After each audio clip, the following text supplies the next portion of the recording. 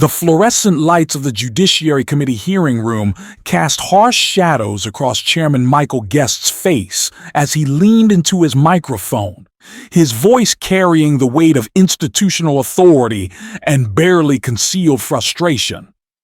"The gentlewoman's combative posture disrupts congressional norms," he declared, his words cutting through the stale air like a gavel striking wood. "I move to impose a $10,000 fine for obstructionist conduct." The room fell silent, save for the mechanical hum of recording equipment capturing what appeared to be the systematic silencing of Congresswoman Jasmine Crockett.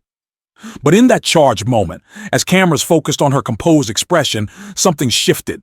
A subtle movement, a quiet reach toward her desk, a gesture that would soon transform humiliation into vindication. "Stay with us. This is a story worth every second of your time." The House Judiciary Committee hearing room had become a theater of partisan warfare, its mahogany panels and gilt-framed portraits of past lawmakers serving as silent witnesses to the erosion of institutional decorum. For 6 grueling hours, the contempt resolution against a Department of Justice official had devolved into a spectacle of procedural manipulation, with Chairman Michael Guest wielding his gavel like a weapon against dissent. The physical arrangement itself told the story of power imbalance. Republicans sat elevated behind their curved dais, their nameplates gleaming under television lights, while Democratic members occupied lower seats, their voices literally diminished by the room's acoustics. Guest commanded the center position, his raised chair allowing him to look down upon anyone who dared to challenge the proceedings. Throughout the morning, the pattern had been consistent and deliberate. When Republican members spoke, Guest's timer remained conspicuously silent. Matt Gaetz had rambled for 14 uninterrupted minutes about deep state conspiracies. Marjorie Taylor Greene had hurled accusations of child trafficking cover-ups without a single call for order. But when Democratic voices rose, the chairman's intervention was swift and merciless. Jasmine Crockett had watched this choreographed inequality unfold with the patience of someone who understood that institutional power often reveals itself through its abuses. Each time she attempted to speak, Guest's interruptions came faster.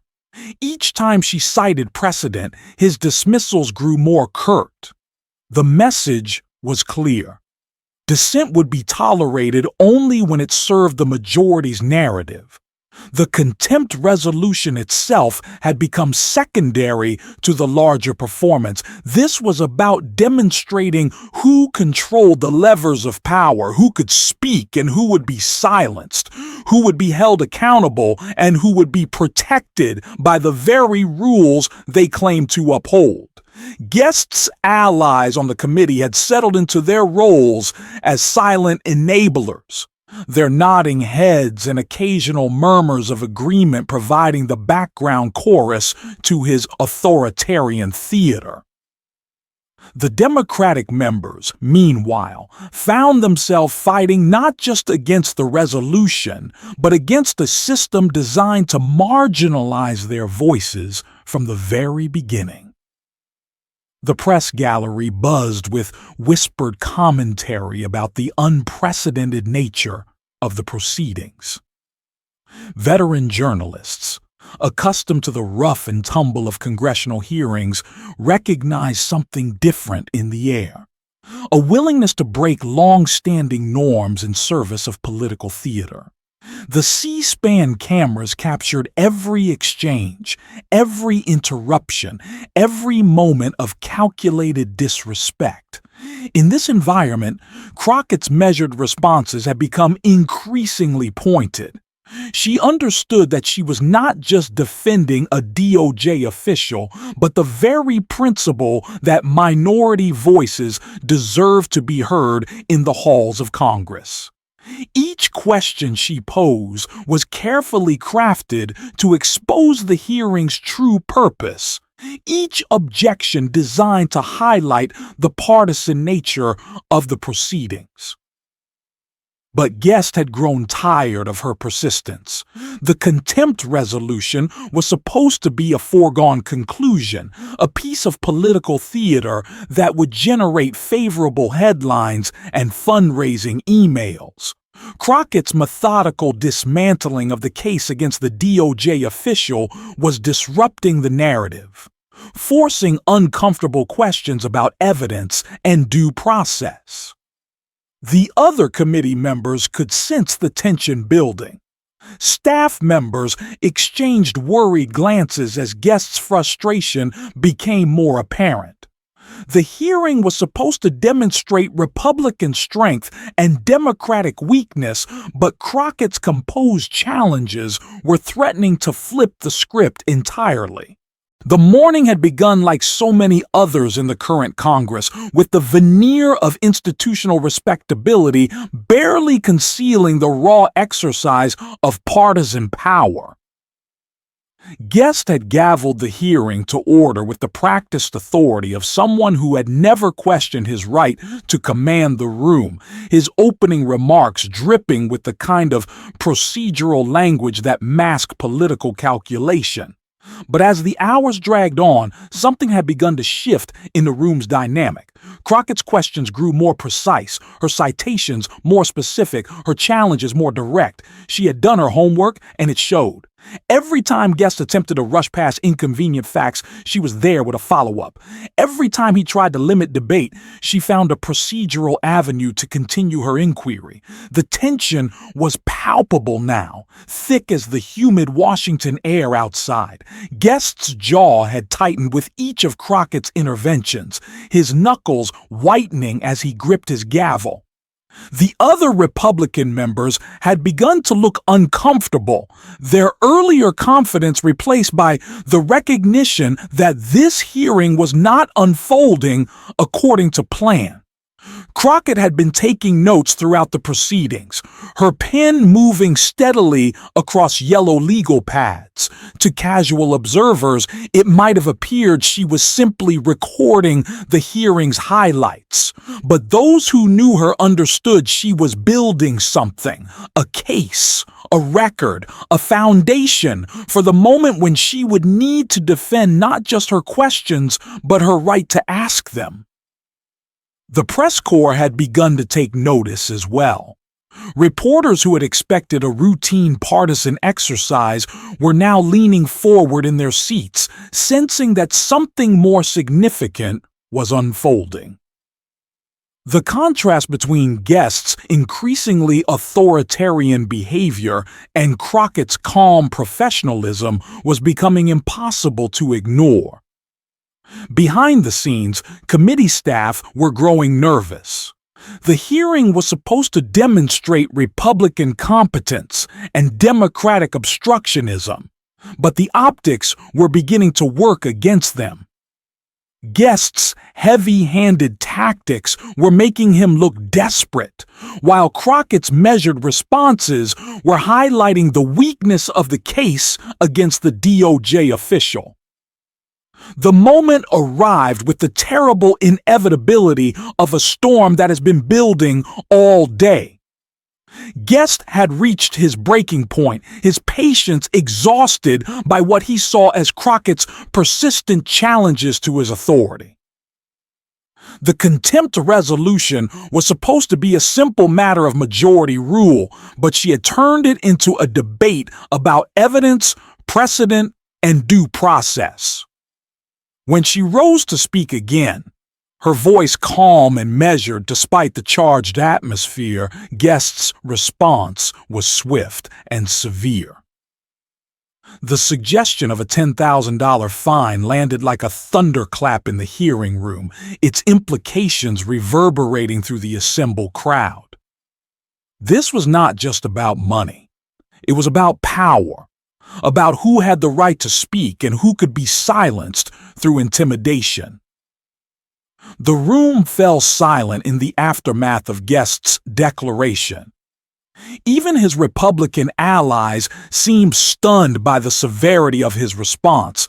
A $10,000 fine for what most observers had seen as legitimate questioning crossed a line that even the most partisan members recognized as dangerous.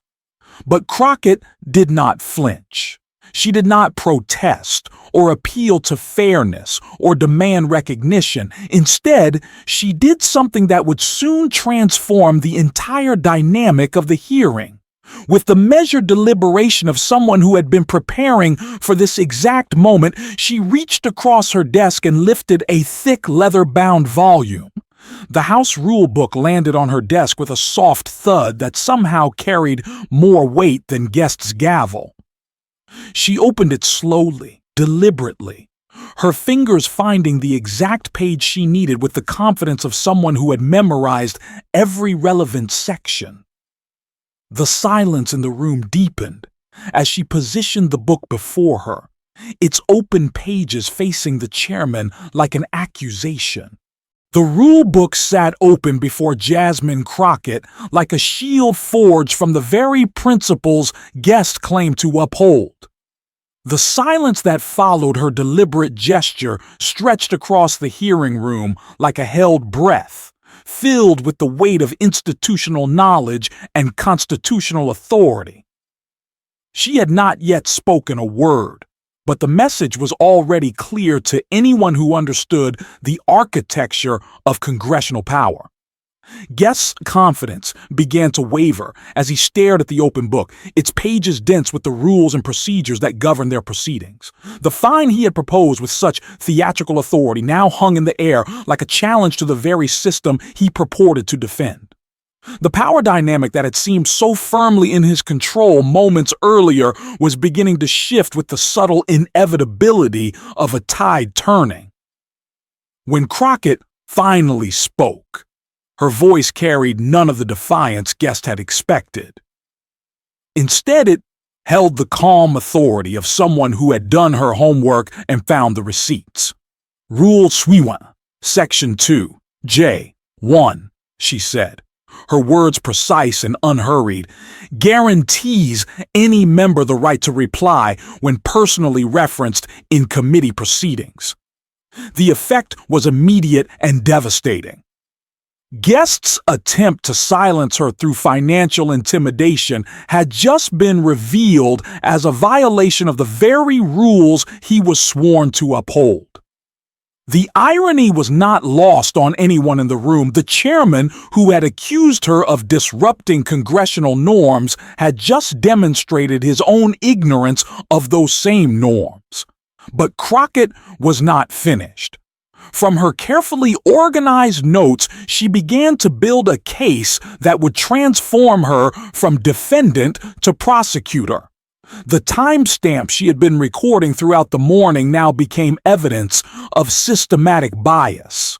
The precedents she had researched revealed a pattern of selective enforcement that exposed the partisan nature of Guest's leadership. Matt Gaetz's 14-minute rant about deep state conspiracies. No time enforcement. Marjorie Taylor Greene's accusations of child trafficking cover-ups. No calls for order. Guest's own history of overriding decorum objections when Republicans attacked DOJ witnesses. No fines proposed.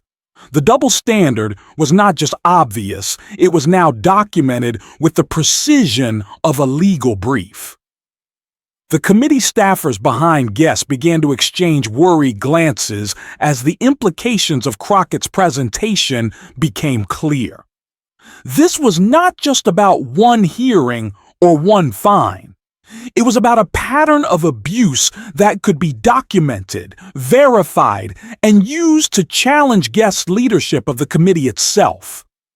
Even the Republican members who had been nodding along with Guest's earlier pronouncements now sat in uncomfortable silence.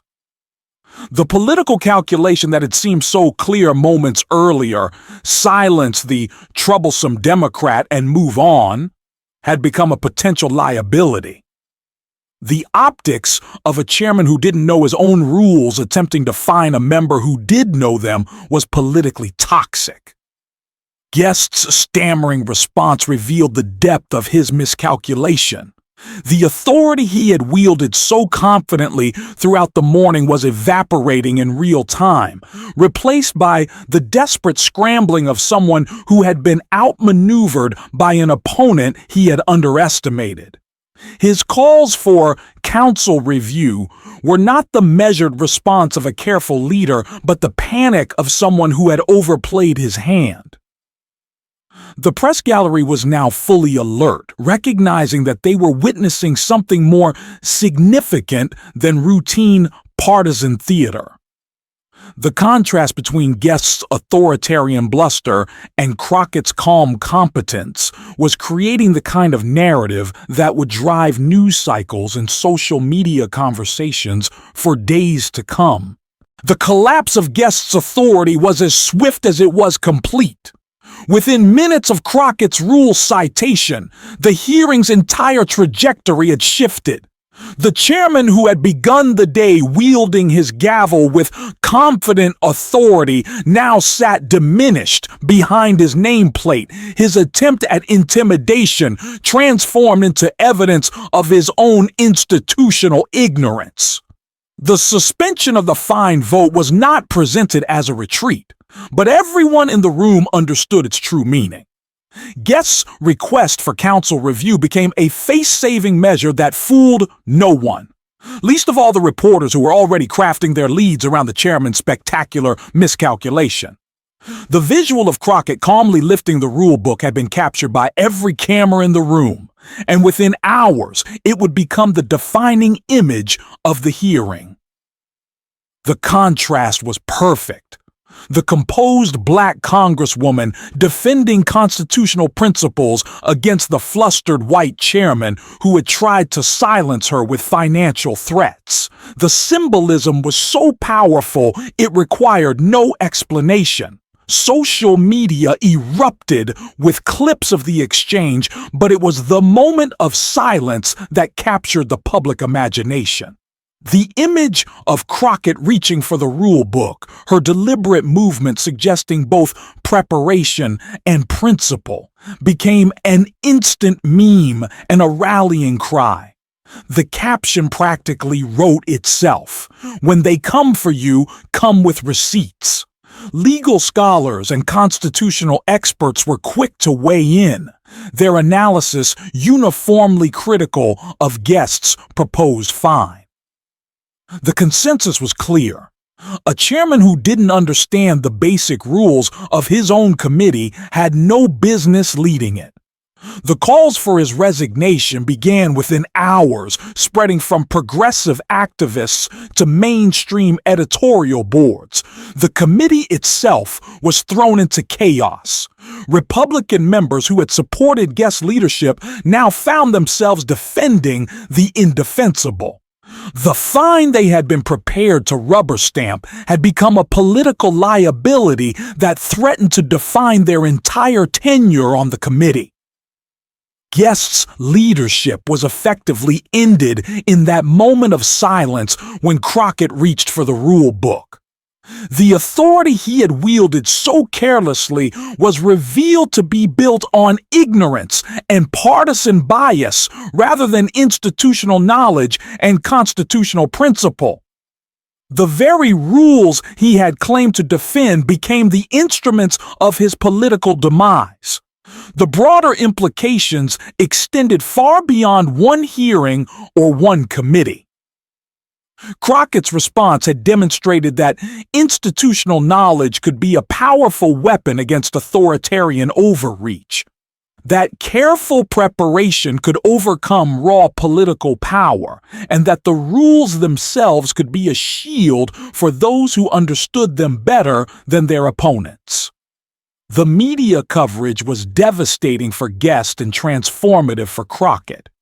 Headlines captured the essence of the exchange with brutal efficiency. Crockett shuts it down without saying a word. When competence meets incompetence, the rule book defense. Each story reinforced the same narrative. Expertise had triumphed over authoritarianism. The hearing that was supposed to demonstrate Republican strength had instead become a showcase for Democratic competence. The contempt resolution that should have been a foregone conclusion was now overshadowed by questions about the committee's leadership and the partisan weaponization of congressional procedures.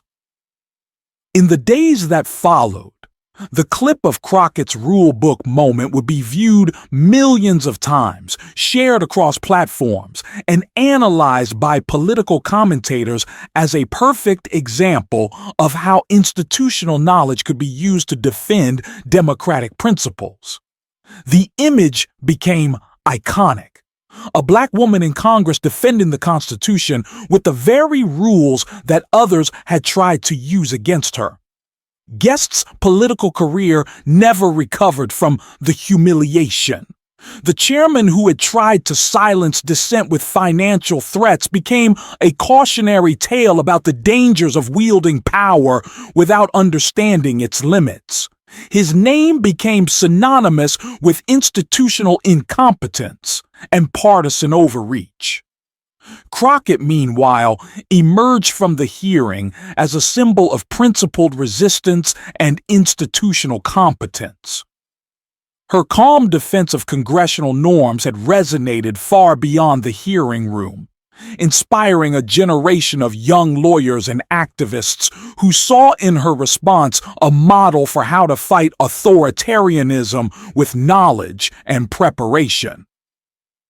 The rule book that had sat on her desk like a shield became a symbol of democratic resistance, its pages representing the accumulated wisdom of generations of lawmakers who had understood that rules exist not to silence dissent, but to protect it. In lifting that book, Crockett had not just defended her own right to speak, she had defended the very principle that minority voices deserve to be heard in the halls of power.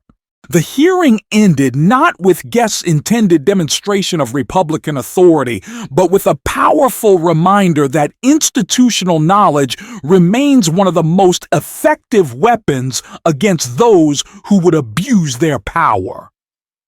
The silence that followed Crockett's gesture spoke louder than any speech, its message echoing through the corridors of Congress and beyond. When they come for your voice, come with the Constitution. When they threaten your rights, respond with the rules. When they try to silence you with money, answer with the law. In the end, the $10,000 fine that was supposed to silence Jasmine Crockett became the catalyst for her transformation from committee member to national symbol, from voice of dissent to defender of democratic norms. The chairman who had tried to buy her silence with intimidation had instead purchased her a platform that would amplify her voice far beyond the hearing room where it all began.